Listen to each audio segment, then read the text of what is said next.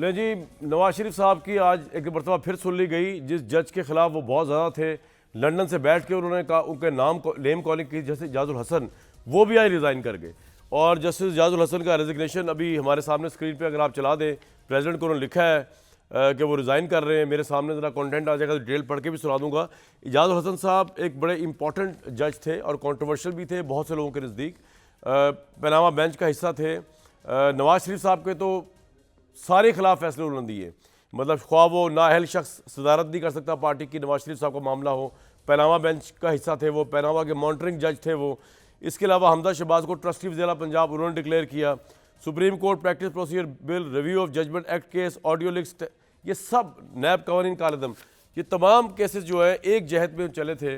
वो लेगेसी है जस्टिस बंदियाल की भी और जस्टिस इजाजुल हसन साहब की भी। लेकिन क्या ये वजह है जिसकी वजह से आज उन्होंने रिज़ाइन दिया? हमें उसकी वजह तो नहीं पता क्या है, लेकिन हम सिर्फ एक तजिया कर सकते हैं।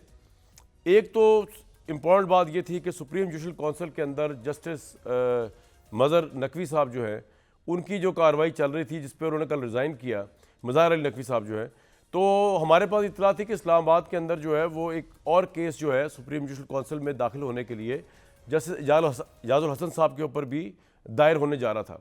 उसमें कॉन्स्टिट्यूशन 1 एवेन्यू की जो जगह है वहाँ का मामला था, कॉन्फ्लिक्ट ऑफ इंटरेस्ट का मामला था, एक रेफरेंस था जो कुछ वकला ने तैयार किया था, 2 के करीब रेफरेंस थे, बहुत हैवी एविडेंस और फाइल्स के साथ जो है बादुल नज़र में वो जा रहे थे जस्टिस इजाजुल हसन साहब के ख़िलाफ़ सुप्रीम जुडिशल काउंसिल के अंदर 2 से 3 रोज़ के अंदर फ़ाइल होने के लिए।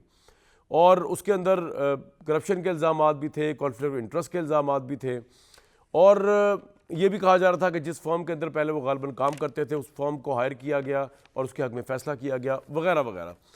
तो परसेप्शन ये था कि शायद जिस तरह सुप्रीम कोर्ट चल रही है, जिस तरह जस्टिस फाइसा के अंडर सुप्रीम जुडिशल काउंसिल की कार्रवाई चल रही है, तो शायद ये समझा इजाज़ हसन साहब ने कि उनको या इंसाफ नहीं मिलेगा या उनके पास इतना एविडेंस ना हो उस एविडेंस का मुकाबला करने के लिए जो रेफरेंस उनके खिलाफ तैयार होने जा रहा था। और मैं आपको मज़े की बात बताऊं कि मेरे सामने, मैं नाम तो नहीं बता सकता, एक और रेफरेंस जो तैयार होने जा रहा है उसका रिकॉर्ड मेरे सामने है।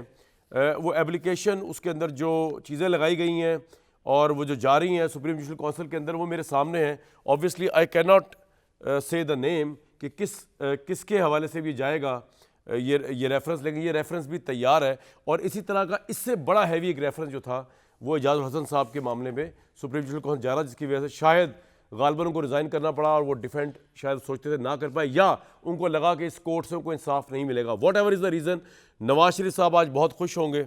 उनके रस्ते की एक और रुकावट जिनको वो समझते थे वो ख़त्म हो गई, वो चली गई, यानी कि जस्टिस इजाजुल हसन चले गए। और जस्टिस मंसूर साहब को बहुत मुबारकबाद, उनके 8-9 माह भर चुके हैं सीनियरिटी में, वो आगे आ जाएंगे। अपने पैनलिस्ट जानने की कोशिश करते हैं कि पाकिस्तान में ये सारे मामला, एक होता है जैसे जस्टिस दुलाब पटेल ने PCO का हल्फ लेने से इनकार कर दिया, या उन्होंने एक हाई मॉरल ग्राउंड लेकर इस्तीफ़ा दे दिया। तो क्या इजाजुल हसन साहब का ये इस्तीफ़ा, बड़ी हैरानकुन बात है कि he was the next chief justice, October में उन्होंने चीफ जस्टिस बन जाना था। इतना बोल्ड स्टेप, इतना बड़ा डिसीजन ये आखिर उन्होंने क्यों लिया? ये हम उस पर क्या सराई तो कर सकते हैं, मैंने आपको सारे पर्सपेक्टिव बता दिए हैं, लेकिन क्या हम उसकी तह तक कभी पहुँच पाएंगे, ये एक बड़ा अहम सवाल है। जानने की कोशिश करते हैं। और दूसरा ये कि नून लीग के लिए अब तो कोई चीज़ रह नहीं गई, तो पीछे अब रह क्या गया है और तहरीक इंसाफ के पास पल्ले क्या रह गया? क्योंकि कहा ही जाता था कि इजाज़ हसन साहब हो गए या मज़हर अली नकवी साहब हो गए या बंदियाल साहब, ये प्रो PTI जज हैं या नहीं है, परसेप्शन थी। तो अगर ये पोजीशन चल रही है कि प्रो PTI जज भी निकलते जा रहे हैं बकौल PTI की, तो PTI का अंजाम क्या होगा? और नून लीग तो खैर बहुत खुश होना चाहिए उनको। मज़हर अब्बास साहब, आमिर इलियास राना साहब, इरशाद भट्टी साहब, बैरिस्टर अहमद पनसोता साहब, आप चारों आज प्रोग्राम हमारे साथ मौजूद हैं। सबसे पहले भट्टी साहब, आपकी क्या राय इस सारे मामले पे, क्यों रिज़ाइन किया? देखिए, मैं और मज़हर भाई पहले भी एक प्रोग्राम में थे, मुझे तो जस्टिस मुज़ाहिर अली अकबर नकवी के इस्तीफ़े पर भी हैरानी हुई। बड़े अहम फैसले उन्होंने किए, दबंग जज थे, अल्ताफ़ हुसैन वाली पाबंदी, परवेज़ मुशर्रफ की सज़ा ख़त्म, उनके खिलाफ 10 शिकायतें थीं, असासे ज़राए आमदन से ज़्यादा, ऑडियो भी आई, घर, प्लाट्स, लेकिन मुझे तवक्को नहीं थी वो इस्तीफ़ा दे देंगे। और उनके जब लोगों से करीबी ज़राए से, फैमिली से बात होती थी, वो कहते थे सब गलत है और ये इंतकामी कार्रवाइयाँ हैं, और फिर वो अचानक इस्तीफ़ा दे गए। उससे यही एक तासुर उभरा कि शायद वो फेस नहीं कर पा रहे थे या इल्ज़ामात जस्टिस सबूत बहुत इजाजुल ज़्यादा हसन थे। ने इस्तीफा क्यों दिया आपके लेकिन ख्याल में, सर? जस्टिस इजाजुल एहसन का साहब का तो हैरत अंगेज़ है, हैरान कौन है। जैसे आपने कहा है कि वो अब 10 महीने बाद वो चीफ जस्टिस बनना था उन्होंने। अब इसमें बहुत सारी की जा सकती हैं, बातें की जा सकती हैं कि इन पर कोई प्रेशर था, इनके खिलाफ कोई रेफरेंस आ रहा था, कुछ ऐसा था नहीं, रेफरेंस तो आ रहा था भट्टी थे, साहब, ये तो मैं आपको कुछ बसूख ऐसा से था। बता रहा हूँ, रेफरेंस तो आ रहा था। जी जी जी जी, कुछ ऐसा था, हालात ऐसे थे, मुस्ताफ़ी हो गए। और एक ये भी है कि मुज़ाहिर अली अकबर नकवी पर इख्तलाफात थे चीफ जस्टिस या सुप्रीम जुडिशल काउंसिल से, तो इस वजह से भी एक इस्तीफ़े की वजह बनी हो। लेकिन यहाँ मैं ये ज़रूर कहना चाहूँगा कि अगर मुज़ाहिर अली अकबर नकवी साहब ने सिर्फ इस वजह से इस्तीफ़ा दिया है कि वो बैसियत जज नहीं सामना कर पा रहे थे, और इजाजुल एहसन साहब ने इस वजह से इस्तीफ़ा दिया है कि वो बैसियत जज सामना नहीं करना चाह रहे थे, तो इनकी तहकीकात होनी चाहिए, रुकनी नहीं चाहिए। ठीक, ये इस्तीफ़े से बात ख़त्म नहीं होनी चाहिए। बिल्कुल। लेकिन ये भी ज़हनों में रहना चाहिए कि पिछले साल भर से इन जजेस के ख़िलाफ़ जो एक मुनज़्ज़म मुहिम चली, किरदार, कंडक्ट खानदानों तक बात पहुँची, मुतस्सब जज, साजिशी जज, इमरान खान के सहूलतकार जज, ईमानदार जज नहीं, इमरानदार जज, और इस तरह के और बहुत सारी सियासी जलसों में हुई जिस पे तौहीन अदालत लगनी चाहिए थी, नहीं लगी, वो भी प्रेशर हो सकता है। और अगर हम इसको, ये इनके फैसले हैं, उसमें ज़ाहिर है आज तो पनामा लीक्स से जुर्म हो गया है। पनामा लीक्स के मेरा ख्याल से कुछ मैं आपसे अगले राउंड में पूछूंगा कि नवाज शरीफ साहब कितने खुश होंगे आज इस फैसले से। ये आपका पॉइंट आ गया, आप भी समझने की कोशिश कर रहे हैं। जी, लेकिन भट्टी साहब सिर्फ थोड़ा सा इसमें मैं आपसे हद दर्जे वो अदब के साथ इख्तिलाफ ये करूंगा कि जिस वक्त इमरान खान के हवाले से इन पर दबाव डाला जा रहा था उस वक्त तो रिज़ाइन किया नहीं, तो आज रिज़ाइन करने की वजह समझ नहीं आ रही। मदर साहब, आपकी राय में एक होता है कॉन्शियस के तहत आप रिज़ाइन करते हैं, जैसे कि हम जानते हैं बड़े काफ़ी जजेस ने यहाँ पे किया भी, एक नाम तो मेरे आ गया था जेहन में जो मैंने बताया आपको। लेकिन ये रेजिग्नेशन किया है कि 8 महीने बाद वो जज बनने लगे हैं जस्टिस इजाजुल हसन साहब, आपके नज़दीक क्या वजह हो सकती है? शुक्रिया कामरान। देखिए, जैसे आपने मिसाल दी जस्टिस जोराब पटेल की, जस्टिस जोराब पटेल या जस्टिस फ़खरुद्दीन जी इब्राहिम, ये वो लोग थे जिस पे प्रेशर ये था कि आप पीसीओ के तहत हल्फ ले लें जी, और उन्होंने इनकार कर दिया। ठीक। और जोराब पटेल साहब तो उस वक्त सीनियर मोस्ट जज थे, उन्हें चीफ जस्टिस उनके ख़िलाफ़ कभी भी उनके या फ़खरुद्दीन जी इब्राहिम इवन उसके बाद भी कभी भी उन पर एक आवाज़ भी नहीं उठाई गई किसी तरह की। और जोराब पटेल वो जज थे जिन्होंने सुप्रीम कोर्ट में भुट्टो की फांसी में उन 3 जजेस में शामिल थे जिन्होंने डिसेंट किया था, उससे इख्तलाफ किया था। देखिए, हमारे यहाँ पिछले चंद सालों में इतनी ज़्यादा जुडिशरी पोलराइज हो गई। अभी आप खुद ने कहा कि अगर किसी जज के इस्तीफ़े पर कोई सियासतदान खुश होता है, किसी जज के इस्तीफ़े या उसके किसी फ़ैसले पे कोई और सियासतदान खुश होता है, तो ये मेरा ख़्याल है हमारी पॉलिटिकल और जुडिशल हिस्ट्री के अलमिए हैं। और जुडिशरी को डेफिनेटली, जहाँ और बहुत सी बातें हैं, इस चीज़ को ज़रूर देखना चाहिए कि they should not be blamed for politicisation और पोलराइजेशन। ये जुडिशरी के लिए बहुत बड़ा लेकिन मदर साहब, जिस वक्त ये सारा कुछ हो रहा था, मदर साहब मैं आपकी तवज्जो दिलाना चाहता हूँ, जिस वक्त इमरान खान अभी जेल नहीं गए थे, एक नून लीग ने बर्पा किया हुआ था कि जी इमरानदार जज हैं या इमरानडू जज हैं, पता नहीं कौन से जज हैं। दूसरी तरफ बंदियाल साहब के खिलाफ भी पाकिस्तान तहरीक इंसाफ जिस दिन वो कोर्ट खुला उस दिन हुई हुई थी। उस वक्त तो इन जजेस ने रिज़ाइन नहीं किया जब बड़ा प्रेशर का दौर था। इस वक्त अगर एक तो मैंने रीज़न बताया कि शायद उनके खिलाफ कोई रेफरेंस आने लगा था, और क्या वजह हो सकती है अगर ये वजह नहीं है इजाजुल हसन साहब की? देखिए कामरान, ये जो इमरानदार या फॉर दैट मैटर फाइज ईसा के खिलाफ जिस तरह की कैंपेन रही, ये सारी चीज़ें तो चले सोशल मीडिया पे रहती है ना, लेकिन अगर रेफरेंस है आपके खिलाफ और आप रेफरेंस की वजह से रिज़ाइन कर रहे हैं और खड़े नहीं हो पा रहे अपने उस पोजीशंस पे, या आपको आपके सामने कुछ शवाहिद ऐसे रख दिए गए हैं रेफरेंस भेजने से पहले जिसमें आपको नज़र आए कि कहीं ना कहीं आप फंस रहे हैं, तो और सामने जो सुप्रीम जुडिशल काउंसिल है वो बिल्कुल मुख्तलिफ अंदाज में चीज़ों को देखने वाली सुप्रीम जुडिशल काउंसिल है, तो मेरा ख्याल है उस पर फाइट आउट करना चाहिए था। अगर वो समझते थे कि ये उनके खिलाफ सारे इल्ज़ामात जो है वो बिल्कुल गलत हैं, बेबुनियाद हैं, तो खड़े होते। अगर आपने इस्तीफ़ा दे दिया, चले इस्तीफ़ा दे के चले गए ना, अब बताएं ना खुलकर कि क्या चीज़ें थी। बिल्कुल इसी ठीक। तरीके से उनके खिलाफ जो इल्ज़ामात थे उनकी पूरी तहकीकात होनी चाहिए। बिल्कुल होनी एजाजुल चाहिए। हसन साहब के खिलाफ बल्कि इवन मज़ार नकवी साहब की कार्रवाई तो नहीं रुक रही, उनके इस्तीफे के बावजूद कार्रवाई नहीं रुक रही। चीफ जस्टिस कह रहे हैं कि जी इस पे तो कार्रवाई होगी, इसलिए कि कामरान असल चीज़ ये है कि अगर देखें सुप्रीम कोर्ट आपकी आला तरीन अदालत है, अगर आला तरीन अदालत पे आला मनसब पे बैठे हुए हमारे मुनसिफों के बारे में इस तरह की बिल्कुल चीज़ें ठीक सर, सामने आई एग्री आएंगी, विद यू। तो फिर आप तसव्वुर मैं कर बता लें रहा हूँ, कि एक आप रेफरेंस इंसाफ- और तैयार है, इंसाफ का लोग इंसाफ होने के जा लिए रहा कहाँ है, देखें। मेरे हाथ में है, मैं बता नहीं रहा अभी। यही मैं कह रहा हूँ, यही मुझे पता है, मुझे पता है जी, मुझे पता है। तो हमारे यहाँ इक़दार तो वहाँ से शुरू होती हैं। बिल्कुल ठीक बदकिस्मती से इक़दार और इक़्तिदार में हमारे यहाँ सर, आपका पॉइंट बिल्कुल आ गया, गैप आ गया है। बिल्कुल आ गया। पाकिस्तान, मैं लोगों को बता दूं कि इस्लामाबाद में तो वो काम चल रहा है कि किसी का नाम लिए बगैर, किसी ओहदेदार का या शोबे का नाम लिए बगैर कि आप प्लॉट लेते हैं इस्लामाबाद में जो नॉन कमर्शियल प्लॉट होता है, उसके बाद अपने ओहदे की उस सुपीरियरिटी के ऊपर या दबाव के ऊपर जो है, जो कि आपका मैंडेट नहीं है, आप CDA से दबाव करवा के उसको कमर्शियल करवाते हैं। वो 1 कनाल या 2 कनाल का प्लॉट जो है वो कमर्शियल होके करोड़ से अरब तक पहुंच जाता है, और ये पाकिस्तान में हो रहा है। और मैं को पूछने वाला है, क्योंकि अफसोस की बात है कि जो रेफरेंसेस हम देख रहे हैं इतने आला पाए जजेस के ऊपर, तो अब बंदा कोई क्या कहे। मज़ार नकवी साहब की मिसाल ले लें, उनके बेटों के ऊपर जो इल्ज़ाम है जिस पर वो कह रहे हैं कि मुझे पता ही नहीं है कि उनको कौन से प्लॉट कहाँ से आए, ये कोई जवाब तो नहीं है। ये तो इफ्तिखार चौधरी साहब ने भी एक दफ़ा जवाब दिया था।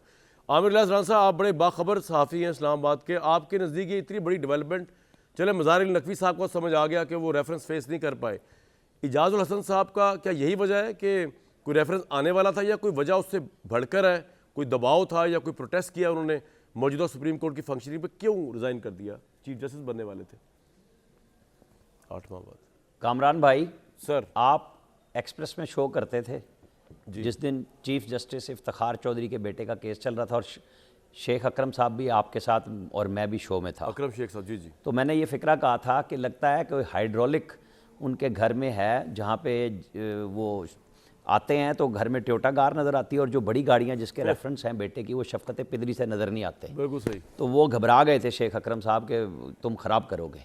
आपके इस शो में भी और अपने दफ्तर एक्सपर्ट्स में भी मैंने बार बार कहा कि एजाजुल हसन साहब, इनकी मौजूदगी में आज बहुत हीरो बनेंगे लोग रिटायरमेंट उनके रिज़ाइन के बाद, कि इन्होंने इम्तियाज़ ताजवर को लाहौर बुलाया जो डिप्टी चेयरमैन नैब थे, और कहा कि चौधरी कमर जमान चेयरमैन नैब को मैसेज दे दो कि तुम्हें तौहीन अदालत में बुलाऊंगा, सुने बगैर नौकरी से निकालूंगा और जेल भी भेजूंगा अगर हमारे रेफरेंस जो JIT के जिसके ऊपर वो बेशुमार प्रोग्राम नहीं हुए, वो वॉल्यूम 10 में निकालें जी। ये इजाज़ुल हसन साहब, इजाज़ुल हसन साहब ने कहा था कुछ नहीं छेड़ना।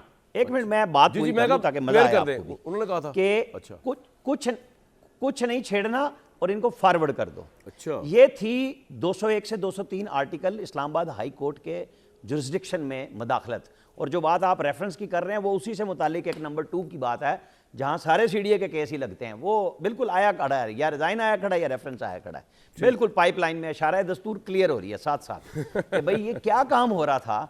इन सब को देखो, ये जो मसला है ना जो आपने पूछा एजाजुल हसन साहब का रिजाइन, ज़ाहिर मैं मिला तो नहीं उनसे कभी भी, लेकिन मैं ये कह सकता हूँ जिन्होंने साकिब निसार से लेके और उमर अता बंदयाल तक सुप्रीम कोर्ट को अपने हाथ पे लट्टू की तरह घुमाया, यानी तमाम सुओ मोटो उनके हाथ में होते थे, वो फैसले भी वही लिखते थे, सुबह दोपहर शाम सुओ मोटो हो रहे थे जब तक ये जो रिजीम चेंज हो रही थी। और उसके बाद आपको पता है सुप्रीम कोर्ट में एक रिवायत थी कि नंबर 2 जज वो काम करता है बेंच बनाने का, और चीफ जस्टिस जब बन जाता है तो वो एंजॉय करता है क्योंकि नंबर 2 की हैसियत में वो ये काम कर चुका होता है। ये सारी चीज़ें इन्होंने रोक दी थी। और जस्टिस गुलजार साहब जो कराची को सन 50 में देखना चाहते थे और नेस्ले टावर को उड़ाना चाहते थे, और मैंने ये काम और भी लोगों ने किया है, नाम नहीं लेते थे हम, नाम लेके कहते थे कॉन्स्टिट्यूशन 1 में इनका कमर्शियल इंटरेस्ट मौजूद था। एजाजुल हसन साहब को इन्हें इस बेंच से उठ जाना चाहिए था जिसके ये लीगल एडवाइज़र थे। ये वो चीज़ें हैं। मेरे ख्याल में तो बहुत अच्छा हो गया कि 3 जजेस तो सुप्रीम कोर्ट के अब काजी साहब अब फ़ौरन इनको लगा देने चाहिए, और चौथे जज ज़ाहिर है जो इस वक्त नंबर 2 है सीनियर, वो मार्च में रिटायर हो रहे हैं। तो एक अच्छी तथहीर हो रही है। और जो इन्होंने आज फैसला किया ना सुप्रीम जुडिशल काउंसिल ने कि हम कल सुबह फैसला करेंगे रेफरेंस बढ़ाने का, ये करना चाहिए। ये चोर बाजारी है ब्रदर जजेस के लिए कि जी रिजाइन करो और घर जाओ। 17 लोग बिल्कुल ठीक है जी, जायदादें जुमला बड़ा खूब के हार लेके निकल गए यहाँ से, उर्दू का बड़ा जिनके ऊपर ये इल्जामात लगे। मैं कह रहा हूँ कि जी जजेस की अपॉइंटमेंट जिस तरह वो ठीक करने जा रहे हैं, पब्लिक को इन्वॉल्व करें उसके अंदर। इसी तरह जो रिजाइन करे उसकी मजीद इन्वेस्टिगेशन हो। मंसूर अली शाह साहब का वाकया भी सुनाता हूं, लेकिन नैब में उन्होंने पता क्या कहा बार बार जी जी। कि रिटायर्ड जज हो या जर्नैल, उसका नैब में ट्रायल हो सकता है, उसके ऊपर कोई पाबंदी नहीं। साकिब निसार साहब ने इनको लाने के लिए, मंसूर अली शाह जब लाहौर हाई कोर्ट के चीफ जस्टिस थे, चूंकि हम बात कर रहे हैं ना कि अक्टूबर में वो 3 साल 1 महीने के लिए चीफ जस्टिस आ रहे हैं, वो उनको हाई कोर्ट से निकालना चाह रहे थे और उन्होंने खबर चलवाई कि यार अगर रिएक्शन मंसूर अली शाह का बुरा आया तो मैं इस खबर की तरदीद कर दूंगा। तो मंसूर अली शाह एक अच्छे पढ़े लिखे बिल्कुल जज ठीक। हैं जो अल्लाह ने रिवॉर्ड दे automation दिया पे जी उनको, तो यकीन 8 रखते हैं, महीने एक्स्ट्रा सिस्टम मिल को गए। चलना चाहिए। बिल्कुल ठीक उन्होंने सर। फैसला किया और वो चुप करके सुप्रीम कोर्ट आ गए। बिल्कुल बहुत अच्छा हो रहा है। अब मेरा ख्याल है जिन जिन लोगों ने वो, जिसको आप कह रहे हैं ना ईमानदारी, जिन्होंने अपने मनसब से हटके किसी की भी फेवर की, उनको निकलना चाहिए। बिल्कुल ठीक जी, आपका पॉइंट आ गया। बैरिस्टर भाई पंसोता साहब, ये क्या हो रहा है? आमिर भाई कह रहे हैं कि अच्छा गन साफ हो रहा है, तथहीर हो रही है, आपके अपने शोबे के अंदर ये जो कुछ हो रहा है इस पर आपकी अपनी राय क्या है? ये क्या हुआ, क्या से क्या हो गया? देखिए कामरान साहब, एक तो मैं सबसे बुनियादी तौर पर डिमांड करूंगा from the honourable chief justice कि ये जो इस्तीफ़े आ रहे हैं इनकी इन्वेस्टिगेशन बहुत ज़्यादा ज़रूरी है। चलें, मज़ाहिर नकवी साहब का तो इस वक्त चल रहा है सुप्रीम जुडिशल काउंसिल में, लेकिन अगर इजाज़ुल हसन साहब का इस्तीफ़ा आया तो उसका एक वो रुख है जो कि जिस तरह अभी राना साहब बता रहे थे, बाकी लोगों ने कहा, एक दूसरा रुख भी है कि उन्होंने हो सकता है कि वो इस सिचुएशन में नहीं सर्व करना चाह रहे हो। मसलन सुप्रीम जुडिशल काउंसिल के इख्तियारात पर उनका एक डिसएग्रीमेंट था with the honourable chief justice, फिर और तरीक़ेकार पर उनका डिसएग्रीमेंट था, फिर खतूत लिखे गए एक दूसरे को। एक सिस्टम इस किस्म का सुप्रीम कोर्ट में बन गया था कि जो एक कोहेरेंस है बिटवीन नंबर 1 एंड नंबर 2, 3 वो नहीं बन पा रही थी। दूसरी साइड ये है, लेकिन इस इस्तीफे को सिंपली इस्तीफा दे के या रेजिग्नेशन सिंपलिसिटर बनाकर अवाम में ना रखें, इसकी जरूर इन्वेस्टिगेशन करें। आई कैन एश्योर यू भाई एक बंदा, अब मुझे मेरे सामने अगर एक तो आ जाए एक्चुअल इस्तीफा, उसके अंदर उन्होंने रीजन ऐसा कोई बयान नहीं किया, वो खुद अपनी मर्जी से, हम तो वैसे ही मफरूज़ा बना रहे हैं कि उनके खिलाफ एक रेफरेंस आने वाला था, उसके राय फरार इख्तियार की, या दूसरा मफरूज़ा ये हो सकता है कि वो सुप्रीम जुडिशल काउंसिल की फंक्शनिंग से एग्री नहीं कर रहे थे। उन्होंने अपने इस्तीफे में, भाई ये दे दें जरा इस्तीफा मुझे इधर, उन्होंने अपने इस्तीफे के अंदर तो ऐसी कोई बात नहीं लिखी जी जी, तो उन्होंने तो उसमें सिंपल रिजाइन किया है, और तो उस पर इन्वेस्टिगेशन क्यों होनी है? इस्तीफों में सर कभी भी ऐसी बातें नहीं लिखी जाती, लेकिन ये बहुत गौरतलब बात है कि एक आदमी जो चीफ जस्टिस टू बी है उसको अगर रेजिग्नेशन देना पड़ रहा है तो दैट इज इन्वेस्टिगेट। मैं चाहता हूं कि इन्वेस्टिगेशन हो उसकी, मैं तो ये कह नहीं रहा कि कौन सी बात ठीक है कौन सी बात गलत है, ये इतनी सिंपल बात नहीं। और साथ साथ जिस तरह आप बता रहे हैं कि और रेफरेंसेस भी आ रहे हैं, देखें बात ये कोई भी जज हो जिसके खिलाफ रेफरेंस हो या इल्जाम हो उसको विंडिकेट करना चाहिए, उसको अपने आप को विंडिकेट करना चाहिए। मैं क्रॉस द बोर्ड बात कर रहा हूं, अगर एक शख्स के ऊपर इल्जाम लगता है उसको अपने आप को विंडिकेट करना चाहिए, और अगर इल्जाम नहीं लगता वो इस्तीफा देता है तो उसको भी इन्वेस्टिगेट होना चाहिए। वरना तो देखिए इसके ऊपर बहुत के आसार आई होंगे। सुप्रीम कोर्ट के एक्स जज हैं, वो आज चूंकि उन्होंने इस्तीफा दे दिया है, इस तरह बात आगे बाकी सुप्रीम कोर्ट जिस वक्त जजेस बैठे हैं उनके लिए बड़ी डिफिकल्ट सिचुएशन बनेगी। जिस तरह की बातें हो रही हैं अभी टीवी पर, इधर सोशल मीडिया में पढ़ रहे हैं जी और भी इस्तीफे आ रहे हैं और ये हो रहा है, ये कोई इतनी अच्छी बात नहीं है फॉर दैट इंस्टीट्यूशन। अगर इसको आपने इन्वेस्टिगेट ना किया और इस तरह ही छोड़ दिया तो ये यार बात हो जाएगी कि जब कभी हालात साजगार होंगे तो ये सब लोग ठीक लगना शुरू हो जाएंगे। जब वो जज थे उनके ऊपर कितना दबाव था, उस जमाने की एस्टेब्लिशमेंट ने केस बनवाया, उन पर दबाव डाला, FIA, FBR, हुकूमत, इमरान खान, वो ऐसे तुले हुए थे, एक मीडिया खड़ा हुआ था सिर्फ ईसा साहब के साथ, बाकी सब उनके ऊपर पड़े हुए थे हाथ धोके, लेकिन उन्होंने रिजाइन नहीं किया। उन्होंने वो अगर आप ये मुझे कह रहे हैं कि आज जस्टिस इजाज़ुल एहसन साहब या जस्टिस मज़ाहिर अली नकवी उस दबाव का 5% भी फेस कर रहे हैं जो काजी फायद ईसा कर रहे थे, तो ये गलत बयानी होगी। उस बंदे ने जितना उसकी बीवी को जिस तरह जलील किया गया, उनको जिस तरह जलील किया गया, जिस तरह उनके हार्ड हिटिंग मुकालमे हुए जस्टिस बंदयाल के साथ, वो हम सबको पता है। उन्होंने रिजाइन नहीं किया, उन्होंने फेस किया। इनको फेस करना चाहिए था। ये हाईएस्ट मॉरल ग्राउंड पे होते हैं जजेस, इनको तो, इनसे तो हम एक्सपेक्ट करते हैं टू बी एग्जाम्पलरी, जिस तरह मदर साहब भी कह रहे थे अभी। जी पंसोता साहब आपसे कह रहा हूं, that is one way of looking at it. बिल्कुल, मैं तो शायद स्कूल ऑफ थॉट को सब्सक्राइब करता हूं कि बिल्कुल फेस करना चाहिए, कोई भी अगर एलिगेशन हो उसको बिल्कुल you should come out clean. लेकिन एक दूसरा जाविया ये कि अगर किसी ने फेस नहीं किया, इन पर तो एलिगेशन अभी था ही कोई नहीं ना जी, ये तो एक आउट ऑफ द ब्लू एक इस्तीफा आया है। मैं इस वक्त नकवी साहब की बात नहीं कर रहा, मैं इस वक्त एजाज साहब की बात कर रहा हूं। तो इस सिचुएशन में भी चीफ जस्टिस साहब को चाहिए कि एक प्रेसिडेंट जरूर सेट करें, क्योंकि वो तो हर चीज को फेस करते हैं, और हो सकता है उनके केस में ही उनको उसका जवाब भी मिल जाए कि क्यों इस्तीफे आ रहे हैं और क्यों इस्तीफे आगे आते रहेंगे। पॉइंट आ गया। भट्टी साहब, जिस तरह की डिवीजन देखने में आ रही थी, अभी भी है शायद बंदयाल साहब की मौजूदगी में ही, ये हम चीफ जस्टिस साहब इसकी इन्वेस्टिगेशन करेंगे, इस्तीफे की करनी चाहिए, नंबर 1। और नंबर 2 पॉलिटिकल इंप्लीकेशन क्या है इसकी, क्योंकि आपको याद होगा लंदन में नवाज शरीफ साहब ने कहा था कि लेवल प्ले फील्ड तो तब तक नहीं होगी जब तक कि वो बाजवा साहब का नाम लिया, फैज साहब का नाम लिया और जस्टिस इजाजुल एहसन साहब का नाम लेकर कहा कि जब तक इन लोगों का एहतसाब नहीं होगा। तो आज नून लीग के लिए पॉलिटिकली बहुत बड़ा माइलेज है आज इजाज साहब को रिजाइन करके। देखिए, पहली बात तो यह कि बिल्कुल इन्वेस्टिगेशन होनी चाहिए और बिल्कुल मैं अगर कोई रेफरेंस आ रहा था या अगर सुप्रीम कोर्ट में उनके इख्तलाफात ज़्यादा हो गए थे या जो भी हुआ था उनको सुप्रीम कोर्ट में इन्वेस्टिगेशन होनी चाहिए और नकवी साहब हों या इजाजुल एहसन साहब हों, अगर कोई भी इल्ज़ाम है तो उसको इस्तीफ़े से रुकना नहीं चाहिए, पहली बात। दूसरी बात यह है कि अगर तो मियां मोहम्मद नवाज शरीफ साहब मेरे महबूब कायद की रूहानी क़ुव्वतों को सामने लाना चाहते हैं तो बिल्कुल वो पहुँचे हुए बुज़ुर्ग हो गए हैं कि जिन जिन का नाम लिया था सारे फारिग होते जा रहे हैं।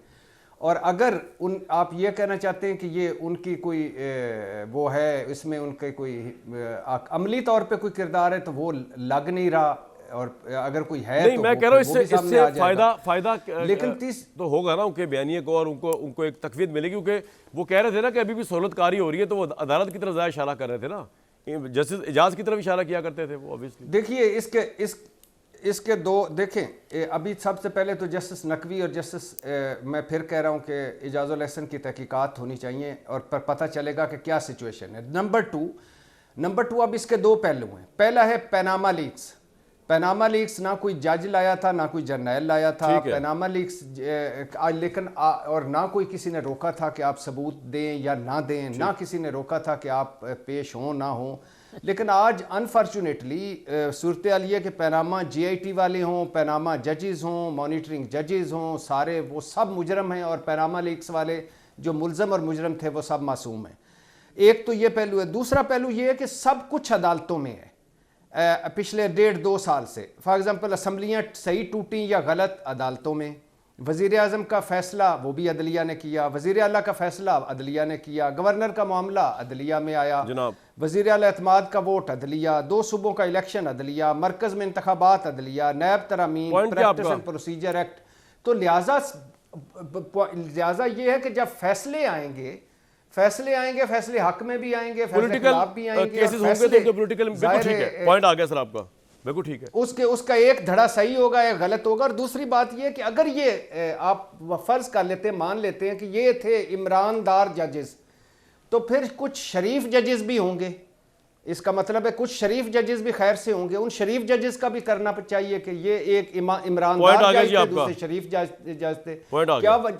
क्या वजह है कि उधर जाके उनको होती है। मदर साहब, पॉलिटिकल इम्प्लीकेशन क्या है इस तरह ऊपर नीचे जो 2 जज गए हैं और जिस तरह इनको पेंट किया जाता था बंदियाल साहब के दौर से कि ये प्रो इमरान जज हैं, और नवाज शरीफ साहब का तो खुला उन्होंने बताया था इजाजुल एहसन साहब को बताया, और उनके फैसले भी इजाज साहब के उनके खिलाफ। पॉलिटिकल इम्प्लीकेशन क्या है इसकी आइंदा आने वाले इलेक्शन में? देखिए कामरान, सबसे ज़्यादा पॉलिटिकल इम्प्लीकेशन तो ये है कि आपकी जुडिशरी पोलिटिसाइज हो गई है, आपकी जुडिशरी पोलराइज्ड हो गई है, और ये किसी भी तरीके से डेमोक्रेसी के लिए अच्छी साइन नहीं होती कि अदलिया में हम उसको इस तरह कमेंट करने लगे हैं और इस तरह, जो कि गलत नहीं होता कि जी ये इनका टिल्ट इस तरफ है। यानी ये बहुत पिछले कई सालों से ये चीज़ देखते आ रही है कि मैं बेंच देख के ये बता सकता हूँ कि इसका फ़ैसला क्या होगा। जब ये तासुर सुप्रीम कोर्ट का और आला अदलिया का बनता जाए तो ये बहुत ख़तरनाक बात होती है। ये वो बात नहीं होती कि जिसको सेलिब्रेट करना चाहिए। आज इजाजुल एहसन ने कल जब बंदियाल साहब की अदालत थी तो हमें पता चल जाता था कि उनके दाएं और बाएं कौन जजेस बैठेंगे। हमें पता चल जाता था कि वो किन जजेस को अपने साथ नहीं बैठाएंगे। क्या वो सही हो रहा था? क्या उस वक्त जो है फुल बेंच क्यों नहीं बनाई जाती थी? उस वक्त फुल कोर्ट मीटिंग क्यों नहीं होती थी? ये जो सारी चीज़ें हैं ये जुडिशरी के भी सोचने की हैं। और मेरा नहीं ख्याल है, मुझे नहीं पता, खैर हमारे यहाँ तो खुली सियासत हो रही है। मेरा ख्याल है किसी पॉलिटिशियन को उसको इन चीज़ों को इस अंदाज में देखने की ज़रूरत नहीं है। मैं तो समझता हूँ कि सबसे इम्पॉर्टेंट ये है कि जब ये कोई चीज़ हो रही है, पहली चीज़ ये कि इसकी मुकम्मल तहकीकात के साथ साथ जुडिशरी को अपनी फुल कोर्ट मीटिंग बुला के इन चीज़ों को देखना पड़ेगा कि सुप्रीम कोर्ट को हमें किस तरह लेके आगे जाना है। उन्हें ये देखना पड़ेगा कि ये जो मुकदमात होते हैं जो सियासी नौइयत के होते हैं किस हद तक एंटरटेन करने चाहिए, किस हद तक नहीं करने चाहिए। मगर साहब, मैं ये समझता हूँ कि उन्हें ये देखना पड़ेगा। तहरीक इंसाफ और नून लीग ने डिवीजन्स क्रिएट किए ना कि फैसलों को लेकर, कि जिस जज ने हक में फैसला दे दिया उसकी बल्ले बल्ले कर दी उन्होंने, और इनमें इतनी सियासी हिम्मत और गैरत और वो नहीं थी, कर्टसी या करेज नहीं थी कि अपने खिलाफ आने वाले फैसले को मेरिट पे देखते ना कि उसको पोलिटिसाइज कर दिया। तो ये दोनों पार्टियां कसूरवार हैं। Would you not agree with मी?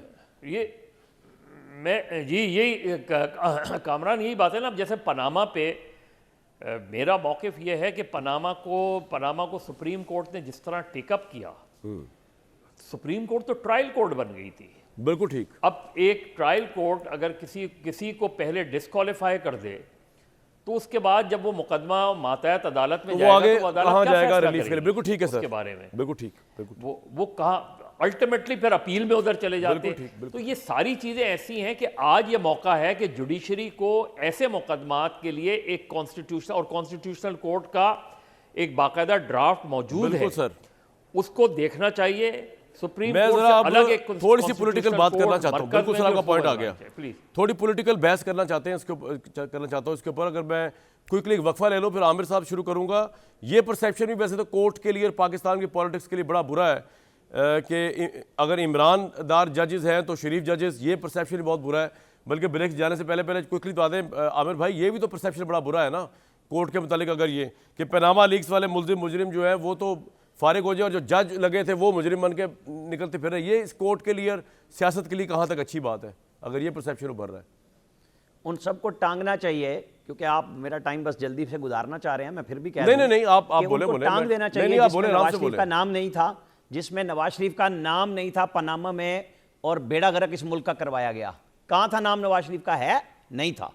फिर ये किसने कहा था कि सदियों याद रखेंगे? आपको मौलवी मुश्ताक याद है जिनके शायद जनादे पे क्या हुआ था? ये वो मौलवी जनादे मुश्ताक हैं जो साहब अब की तो निकल गोदों रहे में हैं, खेला जो हूं कहते जनाब थे मैं। फैसले जी, सदियों बिल्कुल याद याद है। रखेंगे, जी। और इबरत का निशान बनते जा रहे हैं कि जब इन्होंने इंसाफ के साथ खिलवाड़ किया। ये तथहीर होनी चाहिए। ये जो अदलिया का नाम आज आ रहा है कि जी अदलिया इस केस में है, क्या यूसुफ रजा गिलानी नवाज शरीफ के वक्त अदलिया ये काम नहीं कर रही थी कोई? ये हमारे हाफजे फौरन क्यों नए और ताज़ा बन जाते हैं? हम उस वक्त जो प्रोग्राम कर रहे थे, जो हम बातें करते थे, अदलिया ये अदलिया वो, ये कर दिया, ये चोर है, करप्ट है, जब अदलिया ने उनको बरी कर दिया है तो क्यों नहीं आपके मुंह से जुबान से निकलती? आपसे मुराद कामरान, शायद आपका नाम नहीं ले रहा मैं सर, मुझे हम तो आप सब जो की चाहे क्यों मीडिया कहें, की ये सर, जुबान नहीं आंखों पे निकलती है, कि हम उस मुझे वक्त भी कहते कह दें, थे। बेशक कोई मसला नहीं। आज जब उनको बरी कर दिया है, नवाज शरीफ को तो इतना क्रेडिट देते हुए जुबान क्यों लड़खड़ाती है? फिर पुराने किस्से, फिर कहानी घड़ियां करते हैं क्यों भाई? क्रेडिट दे भी आपको नवाज चाहिए शरीफ कि को ईमानदारी से मिलके बात सारे, करें, one गलत by को one। गलत कहें, सही को सही हाँ, कहें। सही को सही। एडवोकेट साहब, चीफ जस्टिस वो है start जिसने with जो you। मदर साहब कह रहे थे खड़े होकर मुकाबला किया था। सर ये पॉइंट आ जजेस गया। क्यों निकल रहे हैं? आप मैदान क्यों छोड़ कमाल रहे हैं? बात कह दी है। बैरिस्टर साहब क्रेडिट दें, आज नवाज शरीफ सुरखरू हुए और वो लोग जिन्होंने नाइंसाफी की डार्क जस्टिस, डार्क डिक्शनरी या वॉल्यूम 10 वो खुद ब खुद छोड़ी जा रहे हैं मैदान। सर बात ये कामरान साहब, ये जो सुरखरू होने का एक अमल है ना सर, ये आज से 4-5 साल बाद दोबारा होगा। फिर हम ये बात करेंगे, फिर हम कहेंगे यार कितने बुरे आदमी थे नवाज शरीफ साहब। फिर उसके बाद मैं एक सिर्फ शेर बोल दूं कि वो है मजरू, वो लिख रहे हैं अहले वफा का नाम, हम भी खड़े हैं कतार में गुनहगार की तरह। ये बेसिकली जो है ना जी सिचुएशन आपको और 4-5 साल बाद समझ आ जाएगी, जब हम सारे कह रहे होंगे यार कितने बुरे आदमी थे नवाज शरीफ साहब, वो कितने अच्छे आदमी फलाना। आई विश कि हम कभी रियल बात कर सकें। बहरहाल जो आप कह रहे हैं मैं ठीक है, आपसे एग्री करता हूँ जी।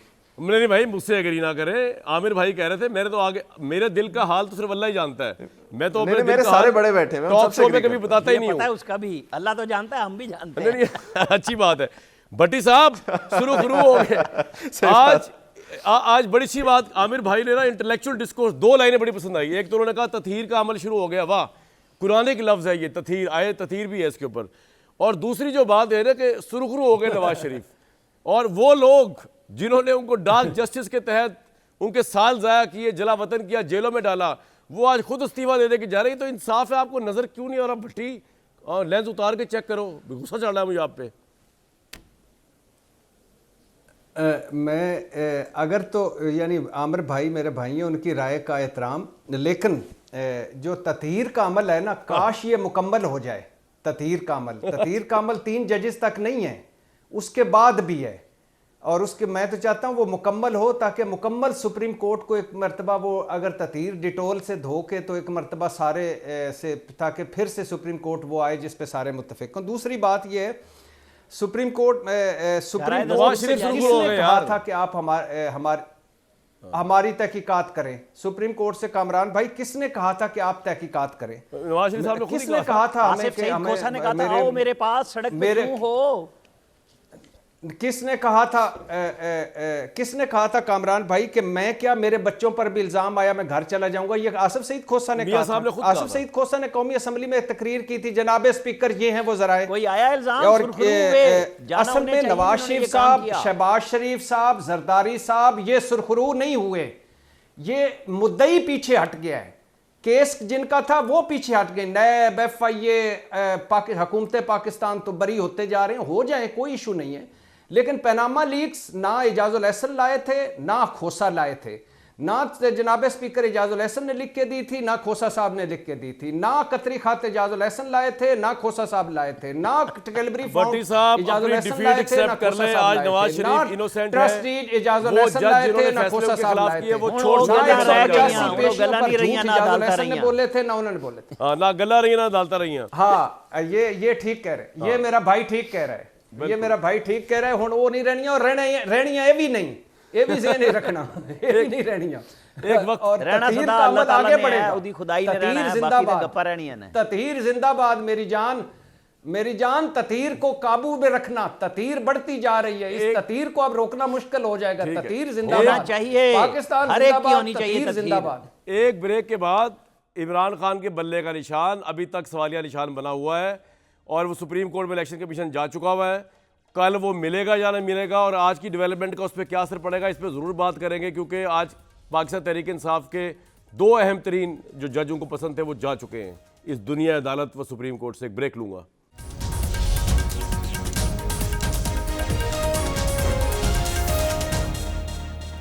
अभी देखें जी, अपीलेट ट्रिब्यूनल ने PTI के बहुत सारे उम्मीदवार जो थे फ्रंट के, उनके कागजात नामजदगी मंजूर किए, जिनमें शाह महमूद कुरैशी, उमर अयूब, मियां महमूद रशीद, हमाद अजहर, शेख रशीद, डॉक्टर यासमीन राशिद, अली अमीन गंडापुर, जमशेद इकबाल, मुसरत चीमा, अली मोहम्मद खान, मियां असलम इकबाल, जरताज गुल, जमशेद दस्ती, शहरियार अफरीदी, तैमूर सलीम झगड़ा, असद कैसर, मुजम्मिल असलम, सब्तैन खान, जैन कुरैशी, हलीम आदिल, बिशारत राजा, खुरम शेर जमान, फिरदौस शमीम नकवी, फ़हीम खान वगैरह। इमरान खान, शाह महमूद के एक जगह से, परवेज़ राय उनकी अहलिया, फहमीदा मिर्ज़ा, जुल्फ़कार मिर्ज़ा, फवाद चौधरी उनके अहलिया, इनके रिजेक्ट भी किए गए। लेकिन मदर साहब, ये जो सुप्रीम कोर्ट में डेवलपमेंट हो रही है और सुप्रीम कोर्ट में एक मामला भी कल जा रहा है बल्ले के निशान का, आपको क्या लगता है? पहली बात तो ये बल्ले का निशान पेशावर हाई कोर्ट के फैसले की रोशनी में और जो मुल्क का माहौल चल रहा है मिल जाएगा तहरीक इंसाफ को? और तहरीक इलेक्शन में क्या मंजरनामा बनता नजर आ रहा है आपको आज के हालात देखते हुए? कामरान, मेरा हिच ये है कि उनको मिल जाएगा। अच्छा। और उसकी वजह यह है कि एक पेशावर हाई कोर्ट के सिंगल बेंच ने एक फ़ैसला किया, फिर डिवीज़न बेंच ने एक फ़ैसला किया। मुझे लगता नहीं है कोई ज़ाहिर और मदर साहब, ये निशान मिलने के बाद कितना इम्पैक्ट पड़ेगा तहरीक इंसाफ की विक्ट्री पे इलेक्शन में आपके तजर्बे में? देखिए, विक्ट्री और डिफीट का तो हम नहीं कह सकते, लेकिन बहुत बड़ा मोराल बूस्ट होगा कल। और ये जो आज की सिचुएशन है, ये भी अगर कल मिल जाता है तो आज की सिचुएशन भी काफ़ी हद तक डाइल्यूट होगी उनके अपने सर्कल्स में। और जाहिर है उसके बाद तो एक इंतखाबी मुहिम कम से कम PTI के लेवल पे तो बहुत ज़ोरों से जानी चाहिए और शुरू होनी चाहिए। PTI अगर इंतखाबी मुहिम चलाए तब फ़र्क पड़ेगा, या अगर वो ना भी चलाएं तब भी उनका वोटर बाहर आएगा आपके ख्याल में? नहीं, मेरा ख्याल है, देखिए, इसलिए कि पोलिंग स्टेशन पे भी तो लोगों का होना ज़रूरी होता है ना। और PTI की बड़ी कमज़ोरी है, PTI की ऑर्गेनाइजेशनल वीकनेसेस बहुत हैं। PTI पोलिंग स्टेशंस पे और पोलिंग बूथ्स पे जो चीज़ें होती हैं वो बहुत डिफरेंट होती हैं। और PMLN और पीपल्स पार्टी के लोगों का एक्सपीरियंस इनके मुकाबले में बहुत ज़्यादा है इस हवाले से। मैं किसी नेगेटिव और उस सेंस में नहीं बोल रहा, लेकिन आपको इलेक्शन पूरी एक साइंस होती है। इलेक्शन लड़ना सिर्फ जलसे जुलूस का काम नहीं होता। इलेक्शन की कैंपेन आपकी शुरू होती है जिस वक्त पॉपुलेशन सेंसस हो रहा होता है, डीलिमिटेशंस हो रही होती हैं, ऑर्गेनाइजेशनल वोटर लिस्ट बन रही होती हैं। ये सारी चीज़ें तो हमारी पॉलिटिकल पार्टीज करती नहीं हैं, क्योंकि वो ट्रेंड ही नहीं करते अपने लोगों को कि इस हवाले से किस तरह चीज़ों को देखना चाहिए, अपने वोटर्स को एजुकेट नहीं करते हम। तो मेरे ख्याल में डेफिनेटली एक मोराल बूस्ट होगा PTI के लिए। और फिर ये पूरा सिनेरियो जो बनता नज़र आ रहा है मुझे कि minus Imran Khan plus PTI। अच्छा, आपको ये लग रहा है। बैरिस्टर साहब, आपके कुलीग्स पार्टिसिपेट कर रहे हैं पहली दफ़ा, उनको ऑब्वियसली सियासत के अंदाज, इलेक्शन की जीत के तरीक़ाकार तो वो तो नहीं आते, सलमान अकरम राजा साहब वगैरह जो हैं, फिर आप इस पे क्या करते हैं कि अगर कल बल्ला मिल जाए तहरीक इंसाफ को, क्या इस पे करते हैं आप? पंजाब में टफ टाइम दे पाएगी तहरीक इंसाफ PMLN को? मेरा ख्याल है जी, जो आपका सिंबल होता है उसकी एक बड़ी सिंबॉलिक वैल्यू होती है, वो बल्ला हो, तीर हो, शेर हो, लोग ज़्यादातर आपको उससे एसोसिएट करते हैं कि जी बल्ले को वोट देना है या तीर को वोट देना है, उस एंगल से। सो उसका ऑफ कोर्स एक इम्पैक्ट तो आएगा, उसकी ऑप्टिक्स भी बेहतर होती हैं। और साथ साथ ये जो केस कल सुप्रीम कोर्ट में गया है, और जिस आप देख रहे हैं जिस स्पीड से इलेक्शन कमीशन ऑफ पाकिस्तान इस वक्त सिर्फ बल्ले के लिए परेशान है और पूरे पाकिस्तान में इलेक्शन कराने के ऊपर इतना जोर नहीं दे रही। आम तौर पर तो इलेक्शन कमीशन ऑफ पाकिस्तान को जब ये नीचे से डिसाइड हो गया तो शायद इस पर कितना स्ट्रॉन्ग केस है इलेक्शन कमीशन का या PTI का आपके ख्याल में सुप्रीम कोर्ट में? बीइंग अ लॉयर आप देखते हैं अगर?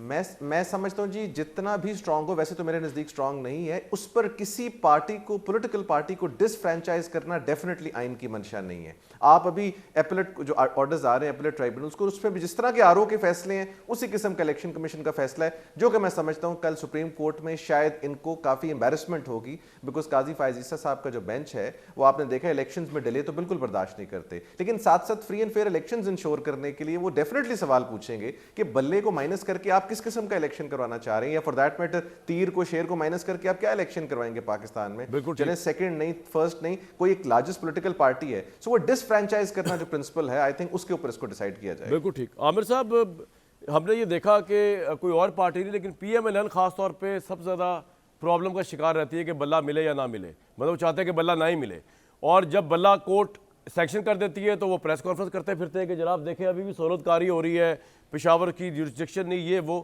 क्लियरली लगता है कि इतना वन साइडेड मैच होने के बावजूद नून लीग के हक में वो अभी भी डिस्टर्ब्ड है कि बल्ला मैदान में ना हो। उनको आप एग्री करते हैं या आपको लगता है कि नहीं, डिस्टर्बेंस नहीं है, बस पॉलिटिकल राइवलरी है?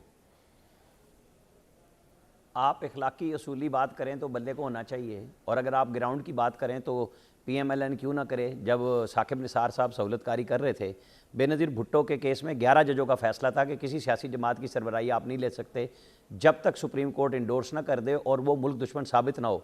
साकिब निसार ने नवाज शरीफ का लिया सदारत, और फिर शेर का निशान सेनेट के इलेक्शन से लिया, तो एक दूसरे के मुखालिफ यही कुछ करेंगे। बाकी रही जुरिस्डिक्शन की, तो जो 15 दिसंबर का सुप्रीम कोर्ट का फैसला है, पैरा 6 पढ़ लें, लाहौर हाई कोर्ट के ऊपर तबसरा आया हुआ है कि ये उनकी जुरिस्डिक्शन नहीं थी, जो रिटर्निंग अफसरों के उन्होंने फैसला किया, जाके पढ़ लें उसे। तो फिर ये पेशावर हाई कोर्ट में भी यही कुछ होना है उसके ऊपर। अब सुप्रीम कोर्ट के अंदर साबित करना होगा, वो उस तरह नहीं होगा जैसे लतीफ़ कोसा साहब आ गए थे, वो जी इतनी इधर वीडियो चल गई, इधर चल गई। भाई आप सबूत लाएं और बात करें। बिल्कुल इलेक्शन कमीशन के साथ बहुत बुरी होगी अगर उनके पास कोई जवाब नहीं होगा बात करने का।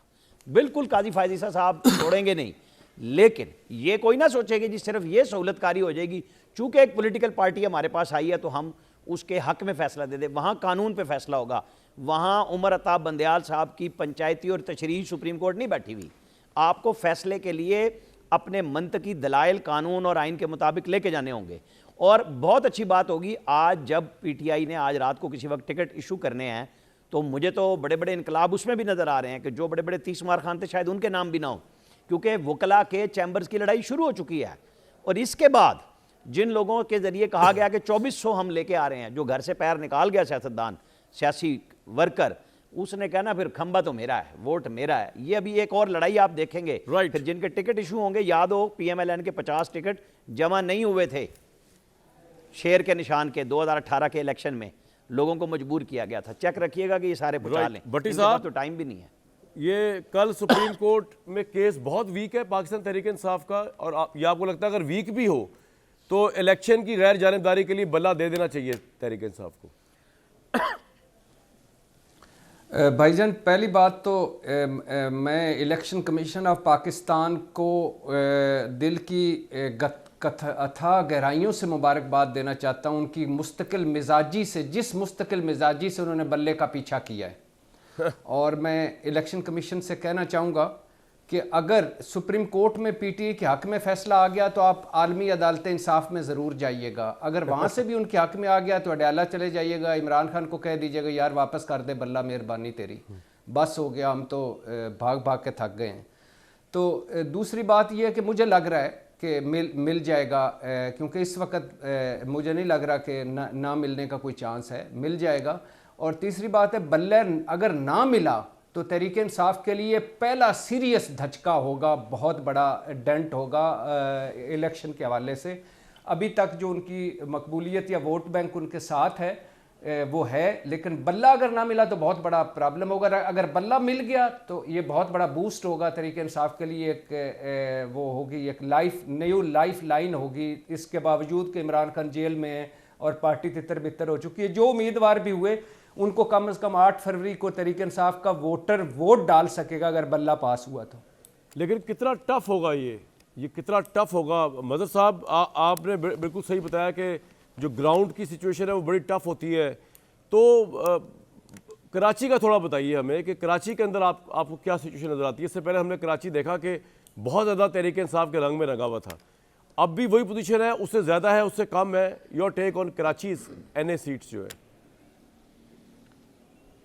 देखिए कामरान, कराची में जो 22 नशिस्तें हैं उसमें डेफिनेटली एक स्प्लिट मैंडेट होगा। PTI को अगर बल्ले का निशान मिलता है तो PTI के लिए, जिस तरह सभी कह रहे हैं कि एक मोरल बूस्टिंग तो होगी, लेकिन PTI के अंदर, जैसे मैंने कहा कि PTI के अंदर वैसे ही ऑर्गेनाइजेशनल प्रॉब्लम बहुत है और कराची में तो बहुत ही ज़्यादा है। कराची में वो अब कैंडिडेट्स कौन कराची में होते हैं जो ऑब्वियस से लग रहे हैं, उसमें फिरदौस शमीम नकवी होंगे, डेफिनेटली होंगे, आलमगीर डेफिनेटली होंगे। आलमगीर तो ये वो लोग हैं जो इलेक्शन भी जीते थे, ये सारी चीज़ें वो ढक्कन। लेकिन PTI अगर होगी मैदान में, PTI अगर मैदान में होगी तो ये MQM पाकिस्तान के लिए और जमात इस्लामी के लिए अच्छी खबर नहीं होगी।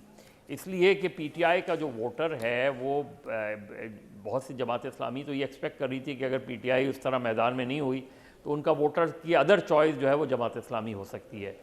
MQM का जो PTI में वोटर गया है, जो ये वही है कि MQM का जो वोटर गया है वो या तो PTI में गया है या तहरीक लब्बैक में गया है। अच्छा, it's not a concern for Pakistan Peoples Party Karachi के अंदर, क्योंकि पीपल्स पार्टी के जो पॉकेट्स हैं वहाँ तहरीक इंसाफ का उतना असर व रसूख नहीं है। लियारी में ज़रूर शकूर शाह ने वो किया था, लेकिन उसकी और भी बहुत सी वजूहात थी। अब अगर PTI का वहाँ कैंडिडेट, तो मेरा ख्याल है कराची का एक मिक्स होगा।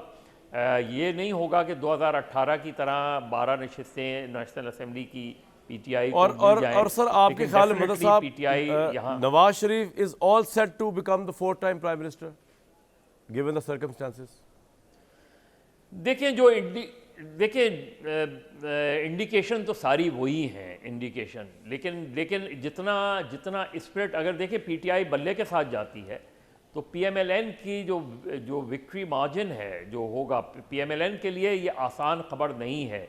PMLN के लिए पंजाब डिफ़िकल्ट प्रोविंस बन चुका है। मियाँ साहब जब 3 साल पहले गए थे तो पंजाब बहुत मुख्तलिफ था, PMLN बहुत स्ट्रॉन्ग थी 2020 में। इवन नवाज शरीफ इमरान खान साहब ने हिम्मत नहीं थी कि वो लोकल बॉडीज इलेक्शन कराएं।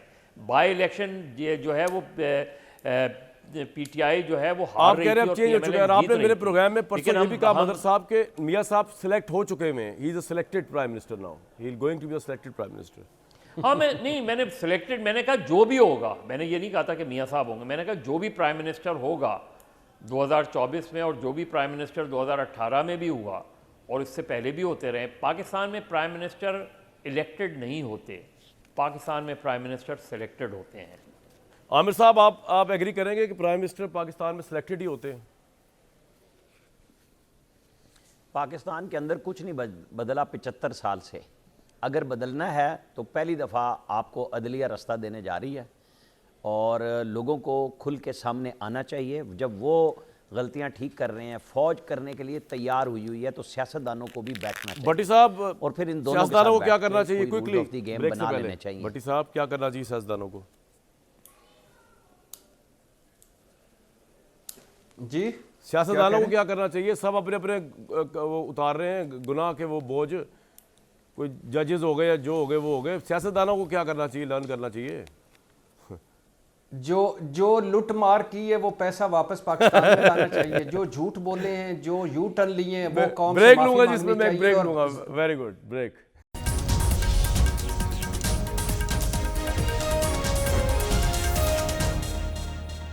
बल्ले का केस कल सुप्रीम कोर्ट में जस्टिस फाइज ईसा साहब की अदालत के अंदर लगेगा। वहाँ पे इमरान खान ये प्ली लेंगे कि माय लॉर्ड प्लीज़ मुझे बल्ला दे दें। ये होता है मुकाफ़ात अमल। मुझे दीजिए नेक्स्ट वीक तक के लिए इजाज़त।